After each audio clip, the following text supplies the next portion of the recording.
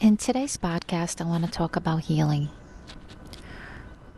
We hear that word often and it has become a bit meaningless at times, but I want to stop and really get into what it means. What happens when we heal? What is the aftermath of healing? As people dive more and more into mental health, emotional health, healing in general has become very common. However, making the choice to heal and start healing is not an easy choice. It's not easy to go through emotional disruption and bring up shit from the past that you have stored away or tucked away so you can function in today's society. Why would we choose to go through that?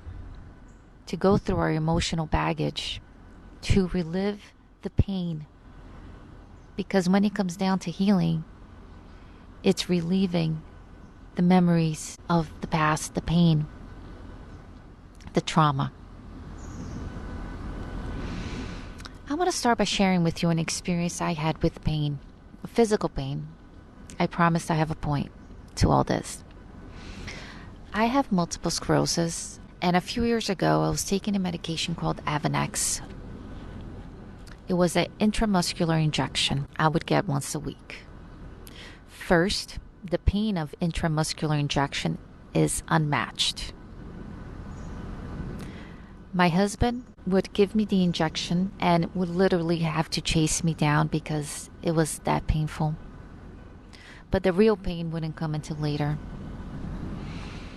So after the injection, about maybe 4 hours later, intense pain would begin. I mean, in the scale of 1 to 10, 10 being the most, the pain was about 20. My body was shaking pain.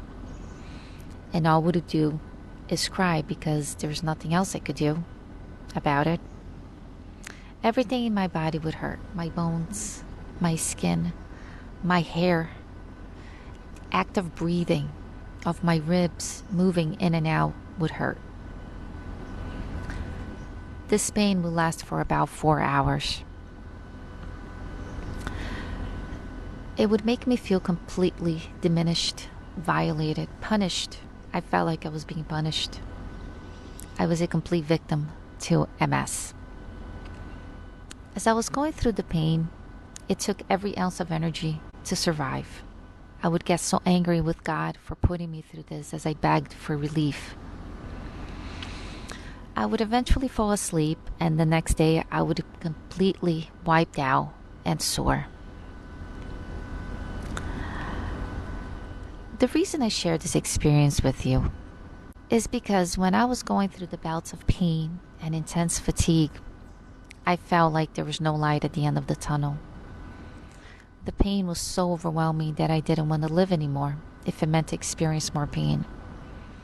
I would often say I'm not suicidal and never been, thankfully. But if death would have come knocking at my door during the bouts of pain and intense fatigue, I would gladly let them in. There would be no fighting, no resisting. The pain and the fatigue robbed me of the will to live.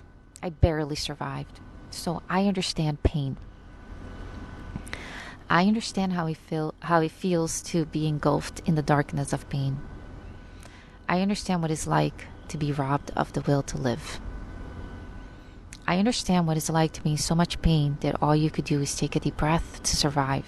There's nothing else you could do but beg for mercy. That's it.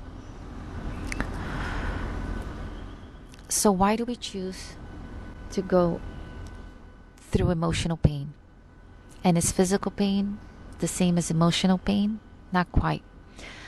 However, when you're engulfed in hell, experiencing a dark night of a soul, or just in complete darkness,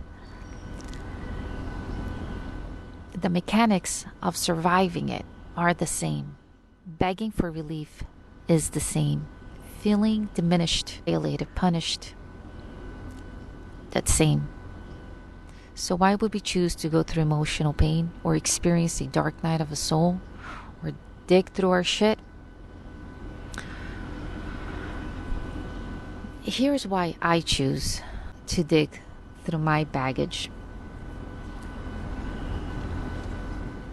I choose to experience the pain and heal painful memories because it gives me a deeper understanding of who I am, why I make the decisions I do, and how these choices influence my perception of life. Going through my shit allows me to understand why I settle for the things less than me. It allows me to shuffle through all the blame and responsibility I took as my own and distinguish what is actually mine and what was put on by me by my lack of understanding or emotional capacity when those traumas occurred.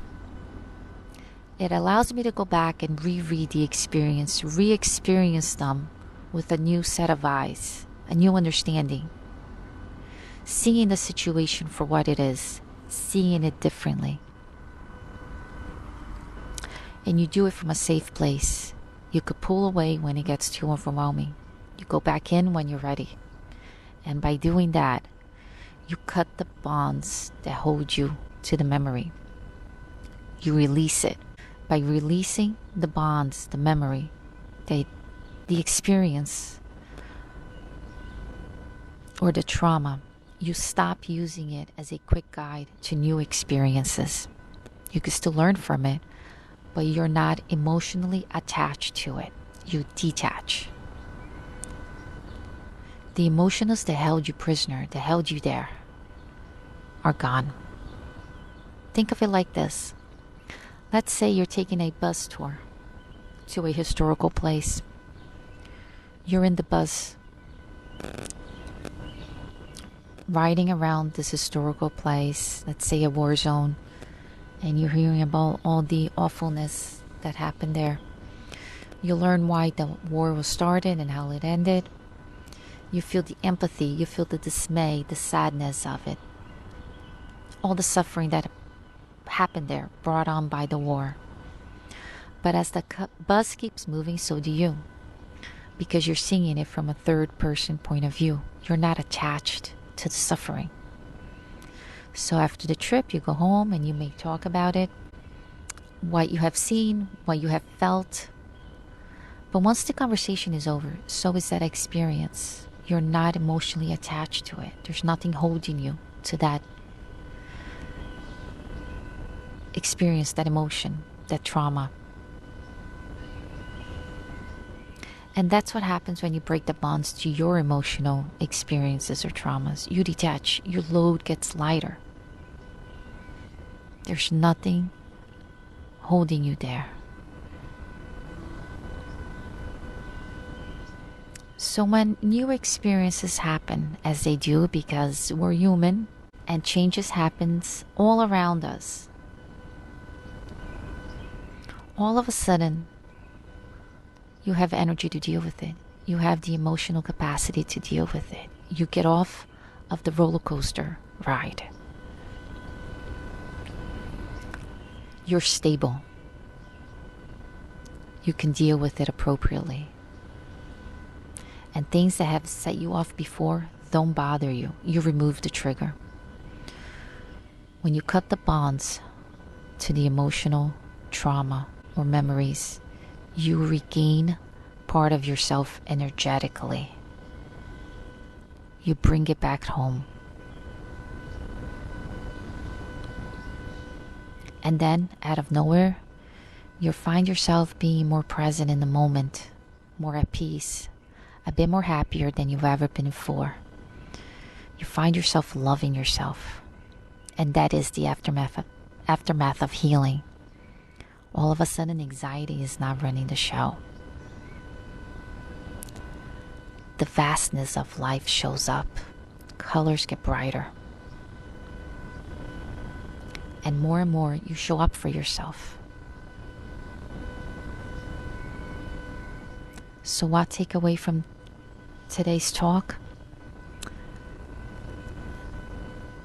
I would like you to take home with you to be brave. To be brave enough to go through your emotional shit. To be brave enough to dig through your emotional baggage. Dig up the courage to dig through your shit. Give yourself the opportunity to thrive in life and not just survive. Pain does not have to be your biggest teacher. You can learn from joyful moments. Thank you so much for listening. I hope this helped you see life a little bit differently. Have a beautiful day, everyone, and thank you.